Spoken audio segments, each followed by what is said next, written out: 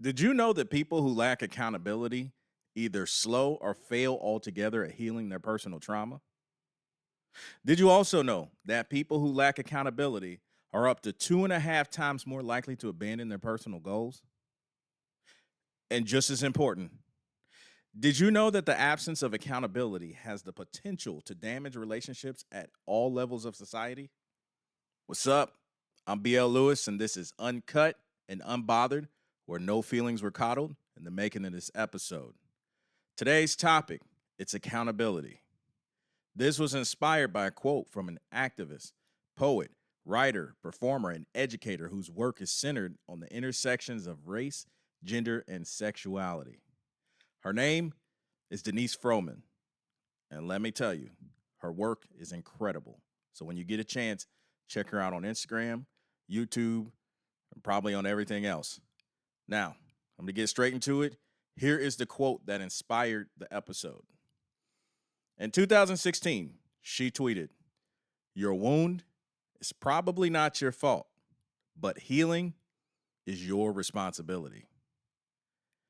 Now, the essence of this quote is we can't control the cards we were dealt, but we can hold ourselves accountable for how we play. So today's topic is accountability. And by the end of this video, you'll be able to fully understand what it means to be accountable and how you can be better at holding yourself accountable. Okay, first things first. What does it mean to be accountable? Well, being accountable means you own your actions, no matter if it's the good, the bad, and everything in between. So here's another way of explaining that. Accountability means taking responsibility for what you do and making it right when things go wrong. So here's an example. Think of your life like a car. Accountability means you own the fact that you are in the driver's seat. So if you miss a turn, you don't get to blame GPS or traffic or anybody else in the car for distracting you and making you miss the turn. You missed the turn because you weren't paying attention. And so you have to own that. Another example is, say you were speeding and you got a speeding ticket. You don't get to blame the speeding ticket on the cop who stopped you.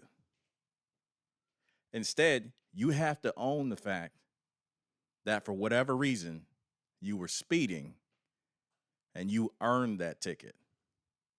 But it's not the cop's fault. Last but not least, when you get to your destination, here's what accountability looks like for the positive. When you get to the destination, you get to say, I drove myself here. Because the truth of the matter is, traffic didn't get you here, and neither did the car alone. You got here because you're the driver in the driver's seat and you drove yourself here. That's accountability, for better or worse. So the main idea here is you own both the mistakes and the victories. And instead of sitting in the back seat and blaming the driver or blaming somebody else, you recognize and own that you are the driver and you are responsible for getting you and anybody else in that car to where we're going. Does that make sense? Okay, good. So let me give you a kid-friendly example of what accountability looks like. So say, for example, you're in school and for some reason you forgot your homework. And the teacher asks you about where your homework is. And instead of blaming the dog, instead of blaming your little brother, instead of blaming the fact that you had practice, and instead of blaming your mom, you own and admit that you were the one that wasn't paying attention when you packed your book bag and you forgot your homework. Here's a guy-specific example. Say you're at a bar and some douchebag is mouthing off to you and your group of friends. And so you decide, I'm going to punch this guy in the face. Accountability is you not blaming the guy for you punching him in the face. And although you felt like he deserved it, and he probably did, you are the one who decided to resolve the matter by giving him a knuckle sandwich. Now, obviously, in a situation, the better decision is to leave or let staff handle it. And I'm pretty sure the judge would agree. But accountability is owning the fact that nobody else can make you do anything. Only you can make you do anything. And here's one for the women. Now, this is not exclusive to women, but I feel like it's something that may be able to relate to. And consensus amongst the men say this is something that happens frequently. So, say you're having a bad day already, and your significant other comes in and he doesn't really notice that you're having a pretty bad day. And so he asks a question that you feel like is a silly ass question, and you snap off on him. A lack of accountability looks like you taking time to yourself, moving on, eventually feeling better, never acknowledging that you actually snapped off on him and treated him pretty bad. And once again, instead of addressing it, you're just hoping it doesn't bother him enough for him to bring it up and that things are just brushed under the rug.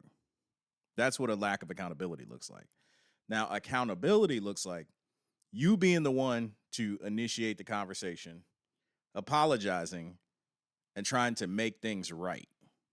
This is you stepping up and saying, hey, I'm sorry, I tripped out.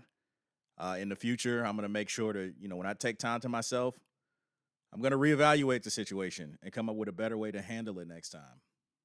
Because at the end of the day, we're going to have bad days, and I can't take it out on you. Now we're going to talk about the 4 different types of accountability. Number 1 is answerability. Answerability is one's responsibility for explaining or justifying one's actions.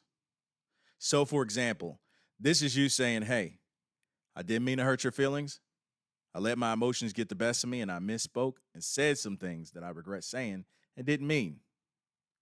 Overall, the main idea of this is you have to be the one that speaks up. You have to initiate the conversation. You have to spark the contact. You can't leave it up to them. Number 2, blameworthiness. Blameworthiness is the idea of one being responsible for a negative action or outcome. This is the essence of ownership. It's the simple act of saying, hey, I'm the one that messed this up. It was me. Now, we all know people who have a hard time admitting they're at fault despite them obviously being at blame.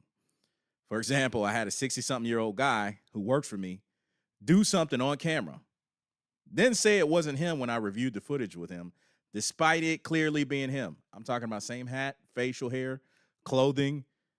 He's the only guy that looks like this that works for me. It was him.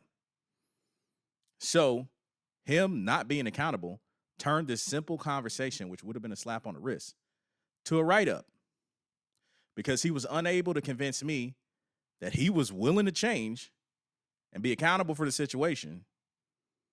And so he didn't deserve a slap on the wrist. He deserved the real thing, and that's what he got.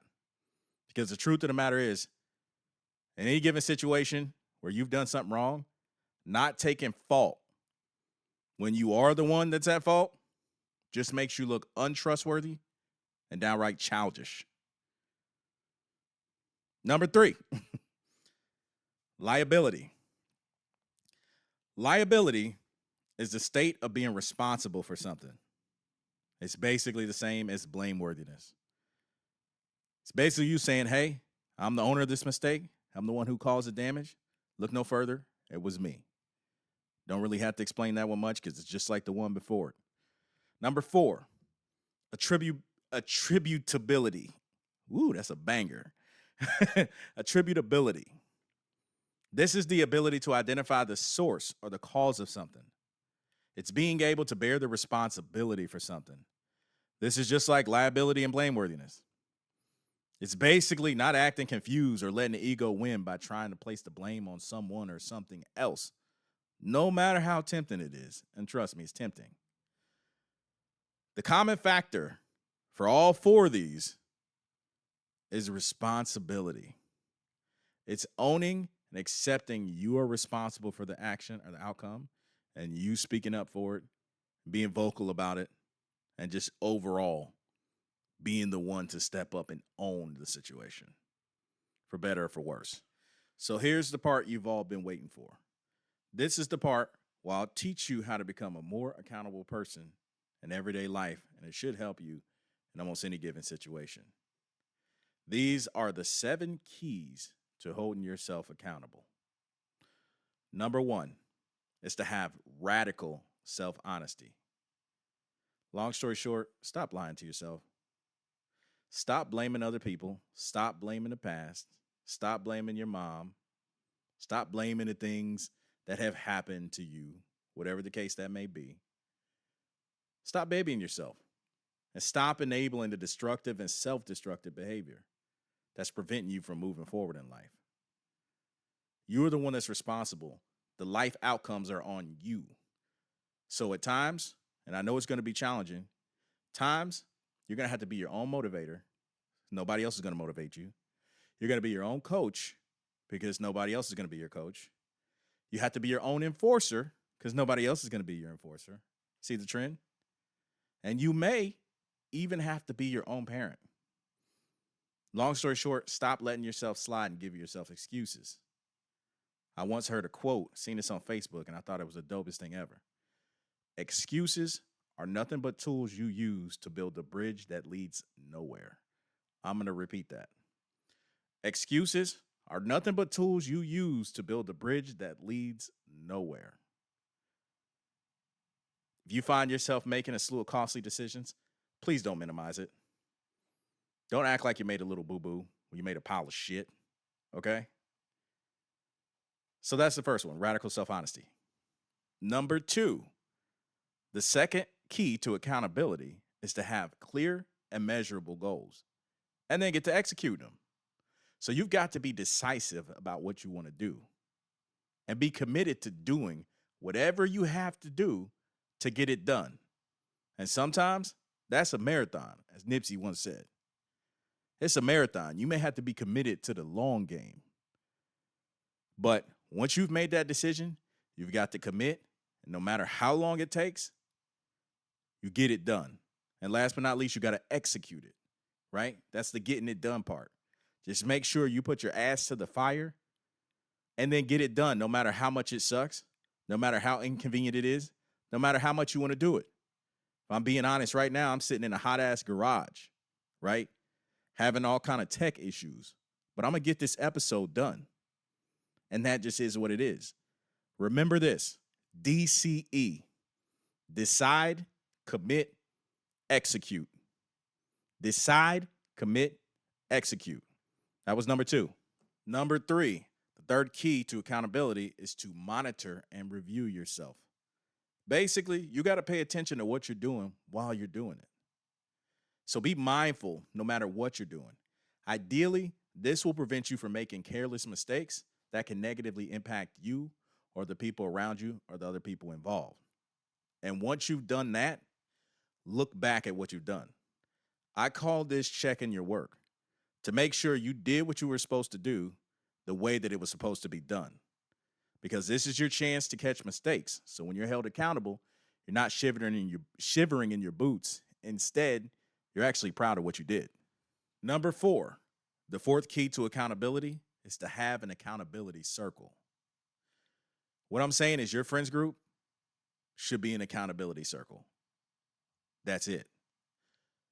You should only deal with honest people who hold both you and themselves accountable. People who also only deal with other accountable people. Because at the end of the day, birds of a feather flock together.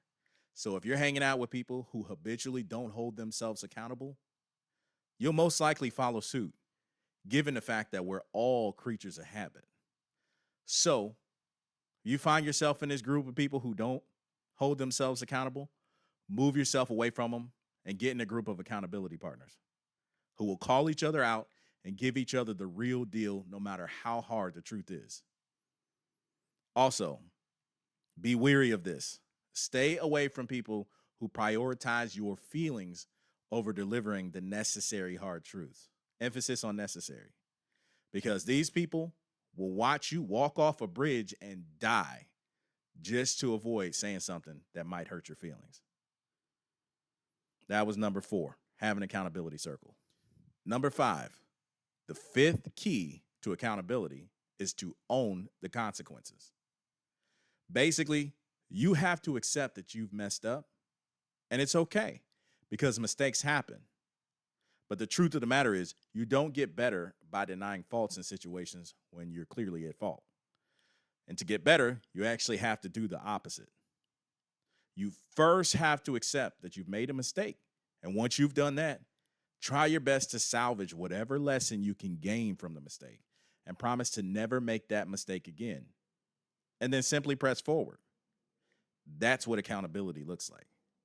But you don't want to be the person that's in denial about a situation because it'll only lead you down a wormhole of negative consequences, especially when it comes to damaging the trust of other people. And last but not least, on number 5, the biggest thing you don't want to do is to forget your mistakes. Forgive yourself, but don't forget your mistakes. People who forget their mistakes repeat them and end up in a vicious cycle that ultimately leads to a lifelong stalemate in areas they could have long since outgrown. That was number 5. Number 6, the 6th key to accountability is to rely on systems over motivation. Now, this is specifically for big goals, and this one is a challenge because it can be hard to stay the course on long-term goals. Now, the truth on this one is you can't depend on your emotions and motivations to get shit done. So you have to have a system in place for you to stay the course. All the experts say this.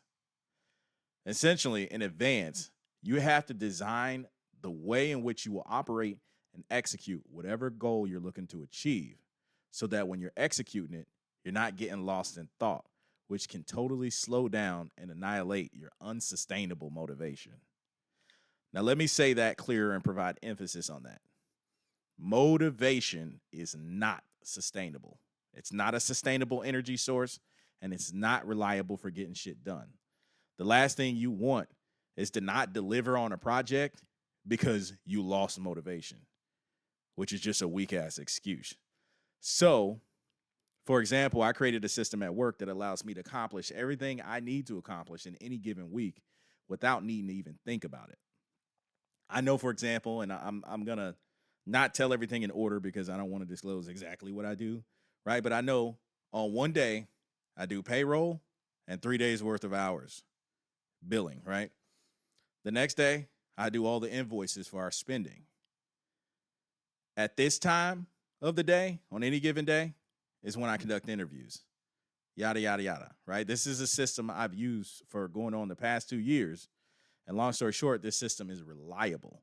I don't need motivation to get it done. It doesn't matter if I'm sick, tired, having a foggy brain thanks to being diagnosed with ADD, or whatever the case. I don't have to think much to get shit done. I know what I should be doing. It's all laid out for me. All I got to do is do it. Think of it like this. It's like picking out your clothes and ironing them for the week. This helps you so that you're not standing around trying to figure out what to wear every morning, then having to iron it every morning. So these are examples of systems that help me to stay the course, and hopefully it can help you. Number 7, the 7th key to accountability is to have a no victim mindset. So here's the problem with a victim mindset. It's paralyzing. And instead of looking forward, you're looking backward saying, poor me, this happened to me, and that happened to them, and they didn't do this, and that's why I'm all messed up. Look, the truth is, the victim mindset makes you unproductive. And truthfully, nobody cares to hear your woe is me story because we all have one. And if we wanted to, we could all make it an excuse for failing and not getting shit done. Also, I want you to think about this. When shit doesn't get done and you end up being a nobody when you could have totally been a somebody, who does it hurt? Doesn't hurt them. Doesn't hurt the people over there. It hurts you. It hurts you and the people under your care, if you have any. So I say all that to say, waste no more time being the victim, because honestly, it's just attention seeking behavior. And you may get some attention in the short run, but if you're going on for 30 years talking about something from 30 years ago that has kept you on the ground, even the most compassionate person is going to start to look at you and think, so are you planning on getting the fuck up? Once again, today's episode was on accountability. If you like this episode, check out my episode on selective energy, the art of not giving a damn. Please like, comment, subscribe, and click the bell so you can be the first to know when I've dropped. I'm BL Lewis. This is Uncut and Unbothered, where no feelings were coddled in the making of this episode. Peace.